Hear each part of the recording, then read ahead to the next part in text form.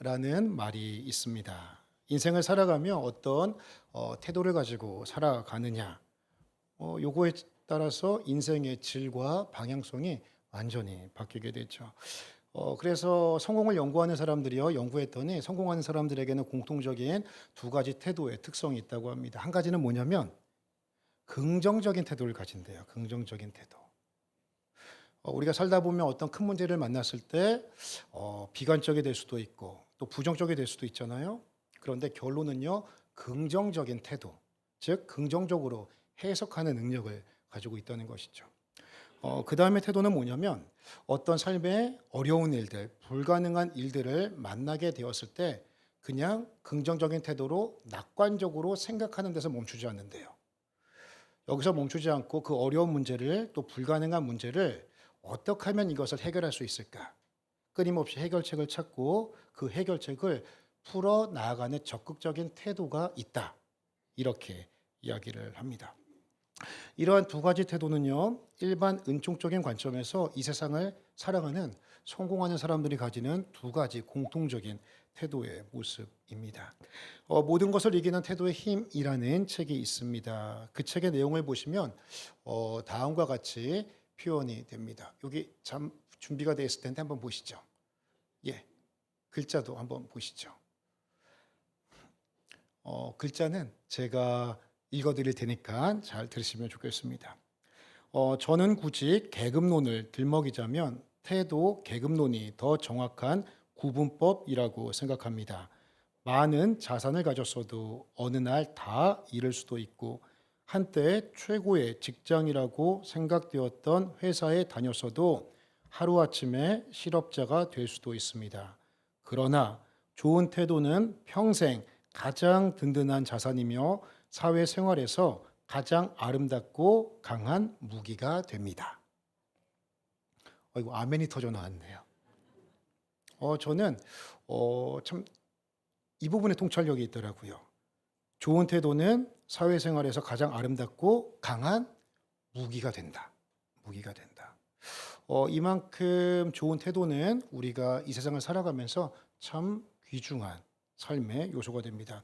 그런데 가만히 보면요, 이 태도라고 하는 것이 일반 은총적인 세상뿐만이 아니라 영적인 세계 안에서도 매우 중요한 요인이 됩니다.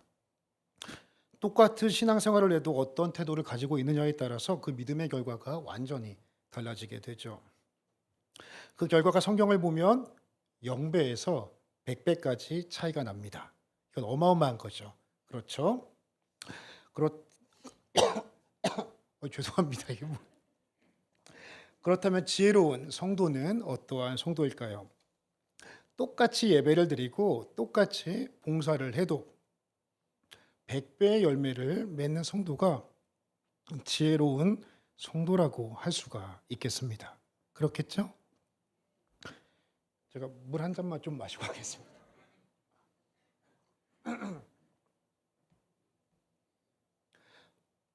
오늘 본문 말씀을 보면 똑같은 말씀의 씨가 뿌려졌는데 어떤 환경에 떨어졌느냐에 따라서 그 결과가 100배까지 차이가 나는 것을 우리가 볼 수 있습니다. 우리가 먼저 11절 말씀을 함께 보도록 하겠습니다. 이 비유는 이러하니라 씨는 하나님의 말씀이요. 아멘. 씨가 뭐라고요? 하나님의 말씀이래요. 그리고 나서 예수님께서요, 네 가지 마음밭을 소개시켜 주십니다. 첫 번째, 그 마음밭은 길가와 같은 마음밭입니다. 우리가 12절 말씀은요, 큰 소리로 함께 읽겠습니다. 시작.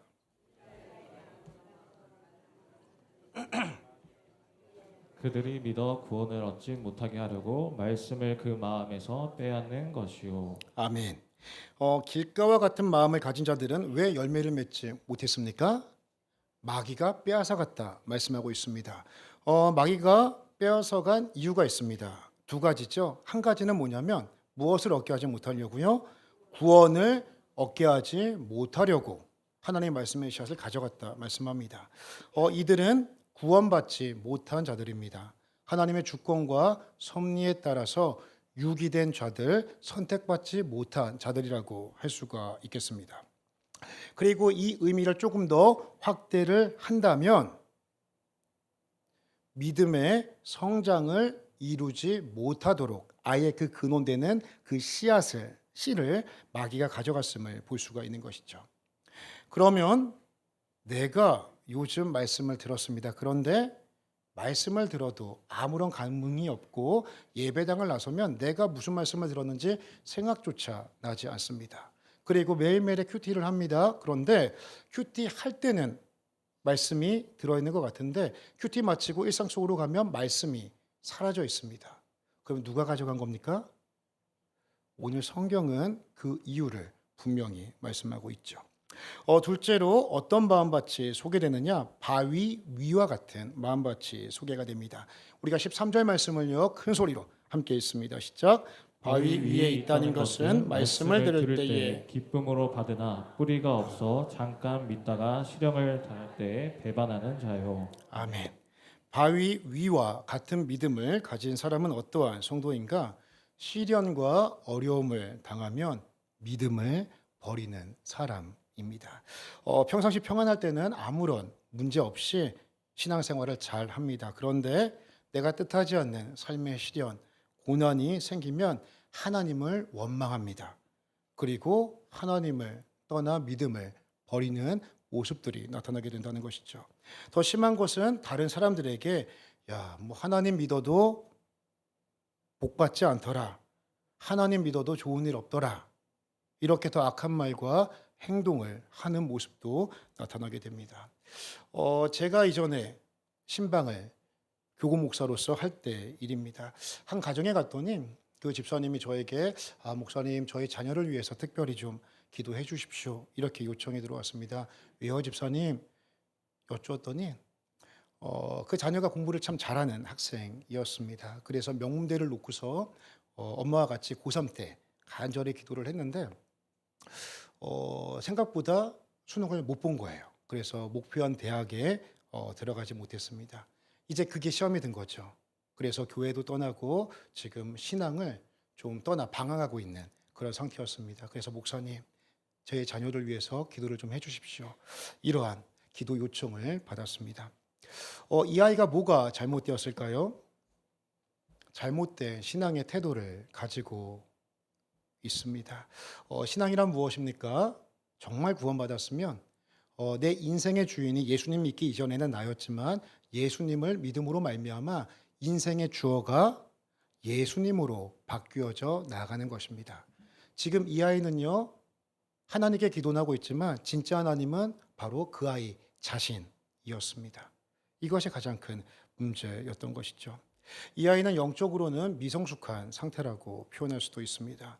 그리고 이 아이가 겪고 있는 이 신앙의 혼란과 갈등을 우리는 신앙생활의 전문 용어로 삐짐이라고 표현할 수 있습니다.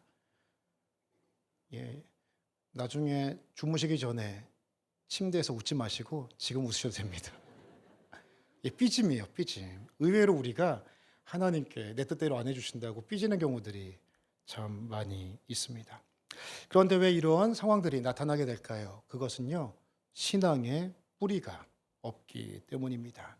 신앙의 뿌리는요, 바로 복음입니다. 그 복음의 핵심은 바로 예수 그리스도 예수님이십니다. 예수 그리스도의 십자가 대속의 사건, 사망 권세를 이기신 예수님의 부활의 승리, 그것이 죄인인 인간에게, 유한한 인간에게 주시는 가장 복된 소식이요, 가장 중요한 복음이요, 우리 신앙의 뿌리가 된다는 것이죠. 이 뿌리가 내 안에 든든히 박혀져 있을 때 이 복음의 뿌리가 내 신앙의 큰 기초를 든든하게 이루고 있을 때 우리는 주변에서 나를 흔드는 일들이 없을 수는 없지만 그 흔들림에 크게 좌우되지는 않습니다. 복음의 가치를 분명히 알면 하나님의 나라와 내게 주신 영생의 영원한 가치를 알기 때문에 유한한 인생 속에서 우리가 겪게 되어지는 마치 어린아이 앞에 사탕 몇 개와 같은 유혹 앞에 그것을 주든 안 주든 어른인 우리는 흔들리지 않는 것과 같은 이치가 되는 것이죠. 셋째로 가시떨기와 같은 마음밭이 소개가 되어집니다. 우리 14절 말씀을요 큰 소리로 함께 읽도록 하겠습니다. 시작. 가시떨기에 떨어졌다는 것은 말씀을 들은 자이나 지내는 중 이생의 염려와 재물과 향락의 기운이 막혀 온전히 결실하지 못하는 자요. 아멘. 오늘 말씀을 통해서 꼭 마음에 우리 성도님들 새기시면 좋겠다라는 부분이 어디냐면 기운이 막혀라는 부분입니다. 빨간 펜이 있다면 여기에 빨간 펜으로 별을 한 3개 정도 그리시면 참 좋겠다. 그런 마음도 듭니다.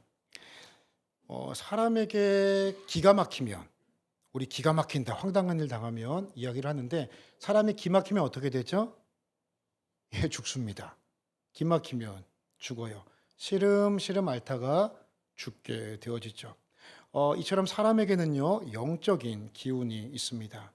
사람은 하나님의 호흡, 생기를 받아 생명이 된 모든 피조물 가운데 특별한 존재입니다. 이 시간 우리 다 함께 저 따라서 숨을 한번 들이셔 보겠습니다. 시작. 내쉬어 보겠습니다. 다 살아계시네요. 숨을 쉬신 분들, 호흡을 하신 분들, 내 안에서 생기가 들어왔다 나가신 분들은 다 살아있는 존재들입니다. 그런데 창세기 2장 7절 말씀을 보니까요, 여호와 하나님이 땅의 흙으로 사람을 지으시고 무엇을 그 코에 불어넣으셨대요? 생기를.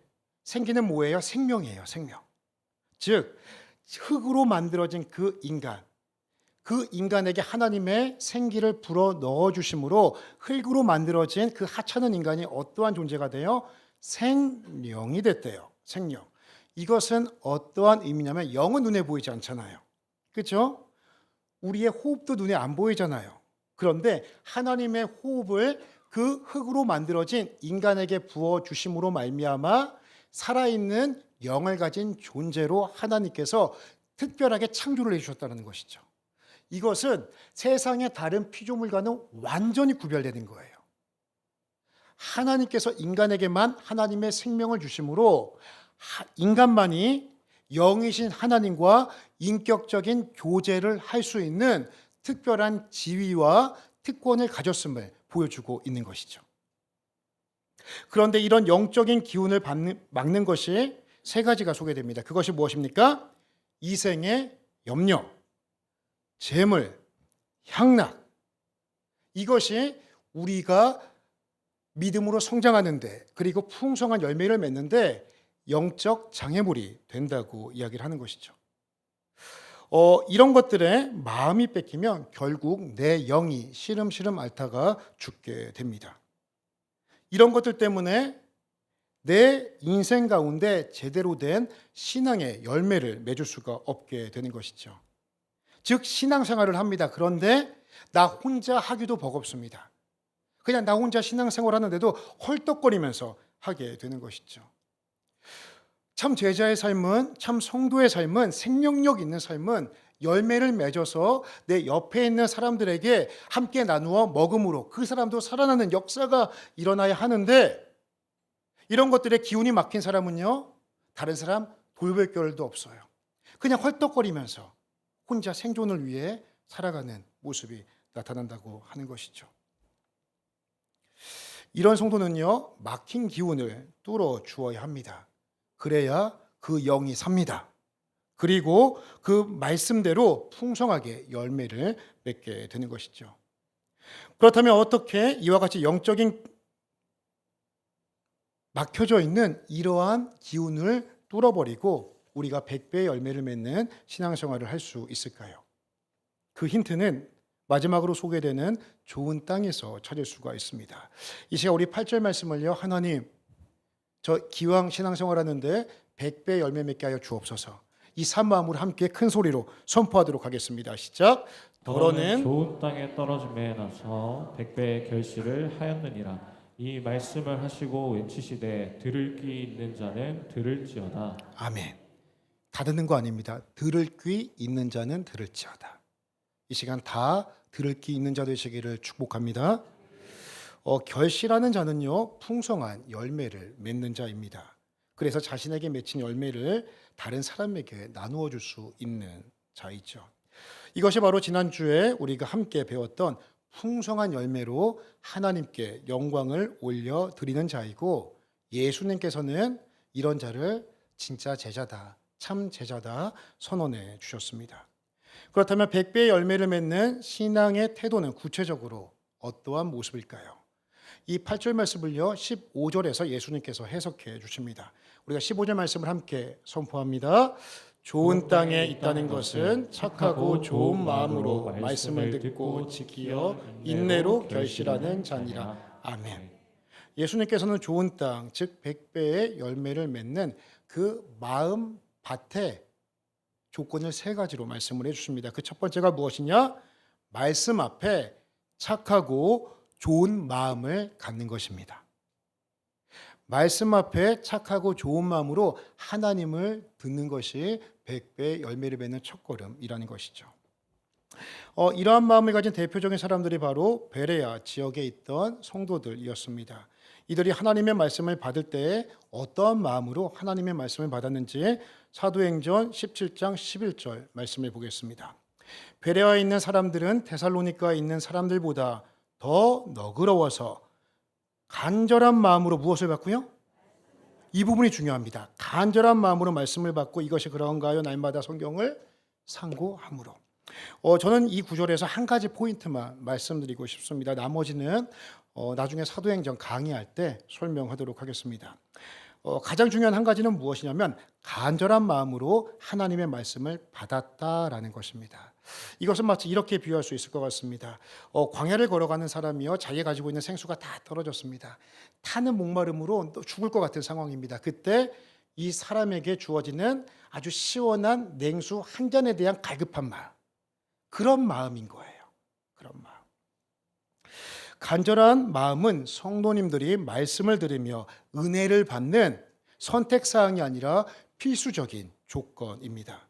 그리고 간절한 마음은 하나님의 은혜와 능력, 기정을 경험하는 필수적인 요소가 됩니다. 사복음서를 가만히 한번 읽어보십시오. 간절한 마음 없이 예수님의 기적을 경험한 사람이 있었습니까? 간절한 마음 없이 예수님을 만난 사람이 있었습니까? 심지어 삭개오를 보십시오. 그 삭개오는 사회적 지위와 체면, 중년의 나이였음에도 불구하고 예수님 한번 보겠다고 돌 무화과 나무 위에 올라가서 예수님 바라봤습니다. 그때 예수님께서 그 삭개오를 알아보시고 삭개오야, 내가 오늘 너희 집에 거하여 하겠다. 그것은요, 예수님께서요 삭개오의 인생 가운데 들어오시겠다라는 거예요. 개입하시겠다라는 거예요. 이 간절함이 있을 때 삭개오는요 상처받은 인생, 한많은 인생이 완전히 새로운 인생으로 터닝 포인트가 되는 그 일을 경험하면 우리는 성경을 통해 보게 되죠. 이 시간 우리 사랑하는 성도님들이 하나님의 말씀 앞에 간절함을 먼저 회복하는 은혜가 있기를 주의 이름으로 축원합니다. 그렇다면 오늘 본문인 누가복음 8장 15절에서 말씀하시는 착하고 좋은 마음으로 말씀을 듣는 믿음의 태도는 어떠한 태도일까요? 제가 네 가지로 구체적으로 다시 한번 정리해 봤습니다. 그 첫 번째 1번의 마음이 무엇이냐면 열린 마음으로 하나님의 말씀을 들어야 합니다. 이것은 어떠한 마음이냐면 이 설교 시간에 예를 들면 하나님께서는요 설교자를 통해서 하나님의 말씀을 대언케 하여 주십니다. 그래서 설교자의 이 설교 가운데서는 하나님의 마음이 있고 하나님의 뜻이 있고, 그리고 성도님 한 분 한 분에게 성령님을 통하여 동일한 말씀이 선포되지만 하나님의 말씀을 내 안으로 성령께서는 개인화하여 주시고 개별화하여 주시는 역사를 일으키시게 되는 것이죠. 설교자의 말이 100% 하나님의 말씀은 아닙니다. 하지만 바른 하나님의 말씀 위에서 선포한다면 그 안에는 하나님의 말씀과 하나님의 음성이 녹아져 있는 것이죠. 설교자가 앞에서 설교를 잘하든 못하든 열린 마음으로 말씀을 받는다는 것은 이 안에 녹아져 있는 하나님의 음성을 내가 받겠습니다 라는 믿음의 태도인 것입니다. 2번의 마음은 어떠한 마음이냐? 긍정적인 마음으로 말씀을 듣는 것입니다. 이 말씀을 가만히 들으면서 이 말씀은 나에게 주시는 말씀이다 라고 생각을 해야지 이 말씀은 맞다, 은혜가 된다. 김 집사에게 주시는 말씀이다. 이렇게 들으시면 안 된다는 거예요. 이것은 말씀의 개인화예요. 하나님은 나에게 먼저 말씀하세요. 그리고 3번의 마음은 무엇이냐면 사모하는 마음으로 말씀을 들으셔야 합니다. 하나님, 오늘 나에게 한 말씀 허락하여 주옵소서. 이것이 베레아 성도들과 같은 마음이죠.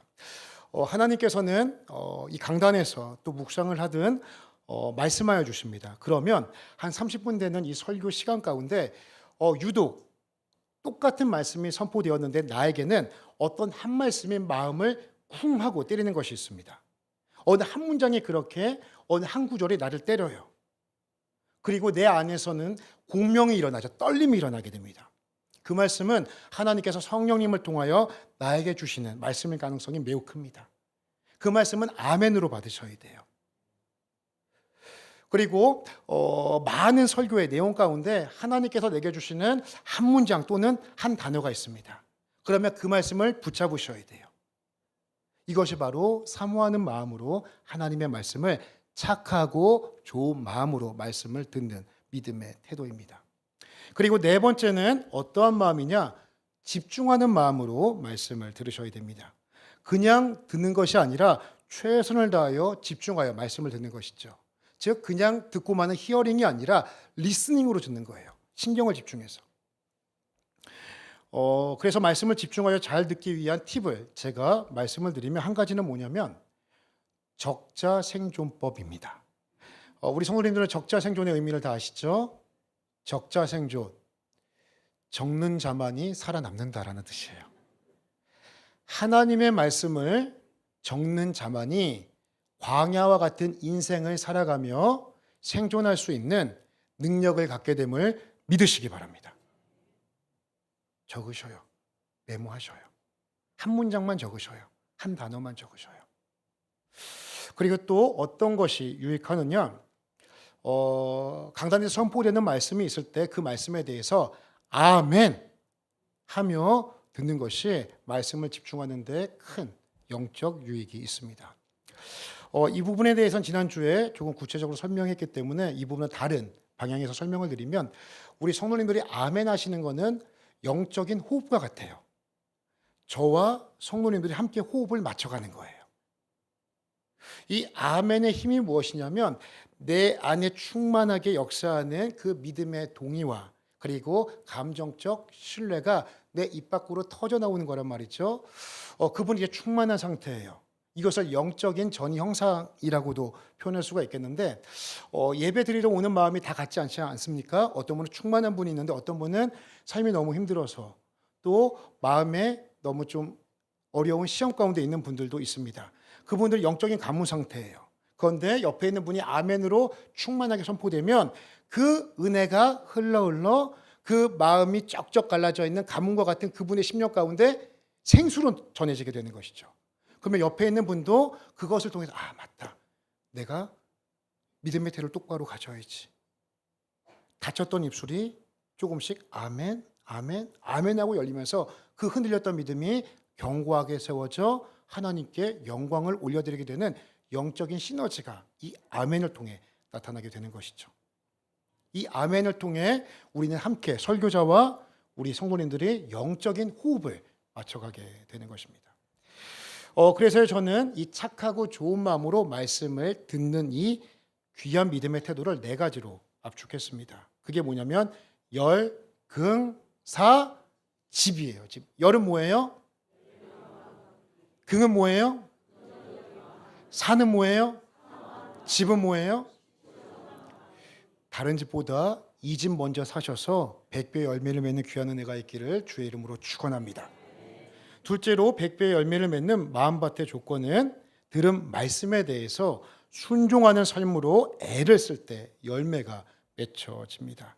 우리가 15절 말씀을요 큰 소리로 다시 한번 읽겠습니다. 시작. 좋은 땅에 있다는 것은 착하고 좋은 마음으로 말씀을 듣고 지키어 인내로 결실하는 자니라. 아멘. 듣는 데서 끝나지 않아요. 듣고 뭐 하라고요? 지키어라고 말씀하고 있습니다. 이 말씀은요 순종하여라는 의미와 같습니다. 우리가 아무리 좋은 농사법을 지식적으로 알고 있다고 할지라도 알고 있는 그 지식을 밭에 나가 직접 땅을 파고 일구고 땀을 흘려야 싹이 나고 열매가 맺혀지게 됩니다. 같은 원리입니다. 하나님의 말씀은 지식적으로 알고 있다고 절대 열매가 맺혀지지 않습니다. 순종이라는 수고와 애씀을 통해서 열매를 맺게 되는 것이죠. 이것이 바로 하나님 나라의 수학의 법칙입니다. 성경을 전체적으로 보십시오. 하나님의 역사는 언제 일어났습니까? 순종할 때 하나님의 역사가 일어났습니다. 홍해는 언제 갈라졌습니까? 하나님의 말씀에 순종하여 모세가 지팡이를 내밀었을 때 홍해가 갈라지는 역사가 있었습니다. 제2의 출애굽인 그 홍해가 갈라지는 역사인 요단강은 언제 갈라졌습니까? 하나님께서 가나안 땅을 너에게 주겠다. 이 확실한 약속을 하나님의 백성들이 붙잡고 여호수아의 명령에 따라 제사장들이 하나님의 임재를 상징하는 법궤를 메고 그 우기라 잘못하면 빠져 죽을 수 있는 그 요단강에 제사장들이 믿음으로 첫 발을 내디딜 때 요단강이 갈라지는 순종의 역사가 있었던 것이죠. 이 시간 저 한번 따라해 주십시오. 순종할 때 하나님은 일하십니다. 순종은 하나님의 일하심을 여는 키입니다. 이 시간 순종이 100배의 열매를 받는 마음밭의 두 번째 조건임을 깨닫고 순종함으로 내 인생 가운데 하나님의 개입하심을 통해 풍성한 열매를 맺는 귀한 은혜가 있기를 주의 이름으로 축원합니다. 마지막 셋째로 열매를 맺기 위한 마음밭의 조건은 인내하는 마음을 가져야 합니다. 우리가 다 함께 15절 말씀 읽도록 하겠습니다. 시작. 좋은 땅에 있다는 것은 착하고 좋은 마음으로 말씀을 듣고 지키어 인내로 결실하는 자니라. 아멘. 듣고 지킨 이후에 무엇으로 결실한대요?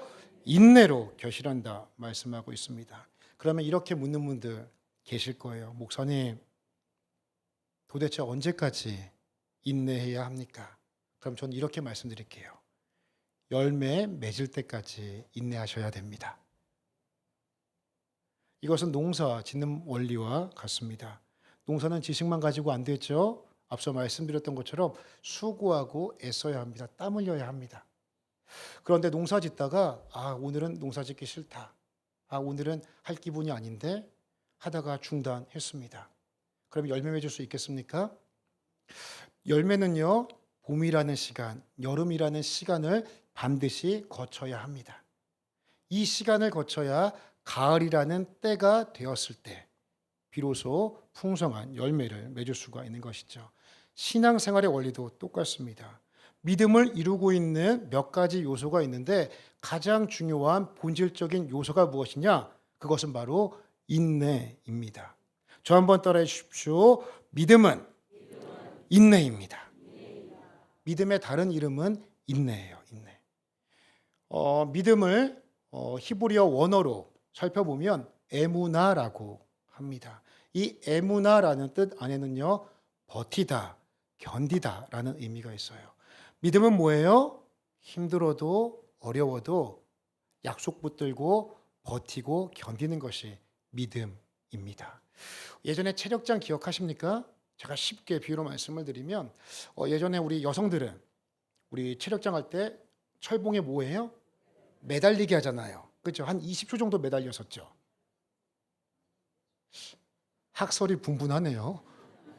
예, 매달린단 말이에요. 그렇죠? 정해진 시간까지 매달려야 돼요. 그래야 점수를 얻을 수가 있어요. 그게 믿음인 거예요. 힘들어도 어려워도 버티는 것이 믿음입니다. 우리의 인생을 마라톤에 많이 비유하죠. 우리 인생은 절대 100m 달리기는 아닌 것 같아요. 우리의 인생은 마라톤이에요. 42.195km라는 거리를 달려가야 돼요. 1등으로 열심히 달립니다. 그런데 42km쯤에서 나 너무 힘든데 나 그냥 포기할래. 내려놨습니다. 메달 받을 수 있습니까? 없습니까? 없어요. 힘들고 어려워도 죽을 것 같아도 나머지 195m를 달려가야 걸어가든 기어가든 끝까지 가야 피니시 라인을 통과하여 금메달을 얻을 수가 있게 되는 것이죠. 100배의 열매를 받는 그 믿음도 마찬가지입니다. 하나님께서 열매 맺게 하시는 때까지 끝까지 인내하며 견디는 것입니다. 우리 삶의 결실은 누가 하십니까? 내가 하는 것입니까? 아닙니다. 하나님께서 열매 맺게 해 주시는 것입니다. 열매 맺는 것은요, 내 소관이 아니라 하나님의 주권적인 섭리 안에서 이루어지는 하나님의 사역입니다. 하나님은 그 열매 맺음을요, 자연 법칙 안에서는 가을이라는 시점을 통해 열매를 맺게 하시지만 하나님은 하나님의 카이로스의 때에, 크로노스의 시간을 살고 있는 우리의 인생 가운데 하나님의 카이로스의 때에, 내 타이밍이 아니라 하나님의 타이밍에 나보다 지혜로우신 하나님께서, 나보다 전능하신 하나님께서, 나를 사랑하시는 그 아버지께서 나에게 최고로 적합한 그 타이밍과 카이로스의 때에 하나님은 인내하고 견디고 믿음으로 나아가는 그 성도의 삶에 열매 맺게 해 주신다라는 것이죠. 성경에 등장하는 믿음의 사람들을 가만히 한번 살펴보십시오. 다 인내의 사람들입니다. 노아는 어떻습니까? 아브라함은 어떻습니까? 모세는 어떻습니까? 요셉은 어떻습니까? 다윗은 어떻습니까? 사도 요한은 어떻습니까? 사도 바울은 어떻습니까? 그리고 내 주변에 있는 믿음의 어머니들, 권사님들 살펴보십시오. 믿음의 아버지들 가만히 살펴보십시오. 그분들의 인생과 삶을 보면 깊은 인내의 나이테가 인생이라는 나무 안에 아름답게 새겨져 있음을 우리는 볼 수 있습니다. 혹시 신앙생활 하시면서 인내하다가 지치신 분들이 계십니까? 너무 인내하다 못해 하나님께 삐지신 분들이 혹시 이 자리에 계십니까? 이 시간 축복합니다. 성령께서 한 분 한 분의 마음을 만지셔서 인내를 회복하시는 은혜가 있기를 주의 이름으로 축원합니다. 이제 말씀을 맺으면서 한 가지를 점검하면 좋겠습니다. 오늘 예수님께서 말씀하신 그 네 가지 마음밭 가운데 지금 내 마음밭은 어디에 가깝습니까? 길가와 같은 마음밭이십니까? 혹은 바위 위와 같은 마음밭이십니까? 가시떨기와 같은 마음밭이어서 기운이 막혀 뭔가 헐떡이고 뭔가 지친 가운데 신앙생활하고 계십니까? 아니면 100배 열매를 맺는 신앙생활을 하고 계십니까? 이 시간 오늘 내게 주신 말씀을 통해 내 믿음의 태도를 다시 한번 돌아보시고 우리 기왕하는 신앙생활, 기왕 우리 예수님 믿고 주님 앞에 나아가는데 100배 열매를 풍성히 맺어 하나님이 주시는 그 기쁨과 감사를 온전히 누리시고 내게 맺혀진 그 열매를 옆 사람에게도 넉넉하게 나눠주심으로 하나님께 큰 영광이 되고 천국의 기쁨을 충만히 누리시는 우리 모두 될 수 있기를 예수님의 이름으로 축원합니다. 이 시간 우리 말씀 생각하시면서 찬양 함께 하기를 원합니다.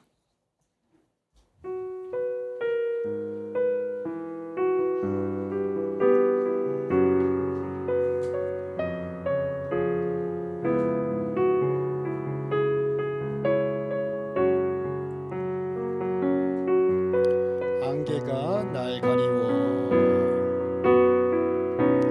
안개가 날 가리워 내 믿음은 흔들리려 할 때 나 주님께 나아가네. 주님은 산 같아서 주님은 산 같아서 그분은 언제나 그 자리에 계십니다. 여전히 그 자리에 우리의 계셔. 믿음의 눈을 들면 그분이 눈을 들면 보이리라 날 위한 그 사랑. 주는 나의 도움이시며 주는 나의 도움이시며 주의 계획 영원하시네. 주의 위엄한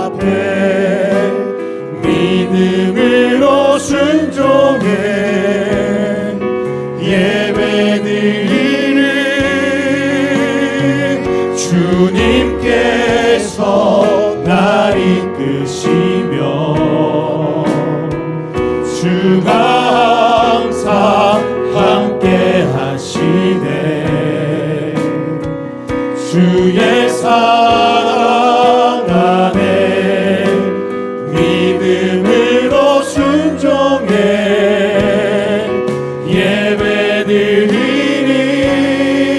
예배드리니 영원히 한 번 더 고백합니다. 안개가 날 가리워 안개가 날 가리워 내 믿음 흔들리려 할 때 내 믿음 흔들리려 할 때 나 주님께 나아가네 우리 주님 산 같아서 주님은 산 같아서 여전히 그 자리에 계셔 믿음의 눈을 들기 원합니다. 눈을 아멘. 보이리라 날 위한 그 사랑 날 위한 그 함께 사랑. 선포합니다. 주는 나의 도움이시며 주는 나의 도움이시며 주님의 계획은 영원하십니다. 주의 계획 영원하시네 주의 위엄 앞에 믿음으로 순종해 우리 두 손을 가슴에 얹고 찬양합니다. 주님께서 날 이끄시며 주가 항상 함께 하시네. 주가 항상 함께 하시네 주의 사랑 안에 믿음으로 순종해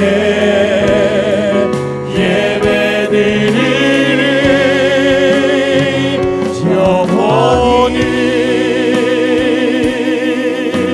영원히 하나님 아버지 참 고맙고 감사합니다.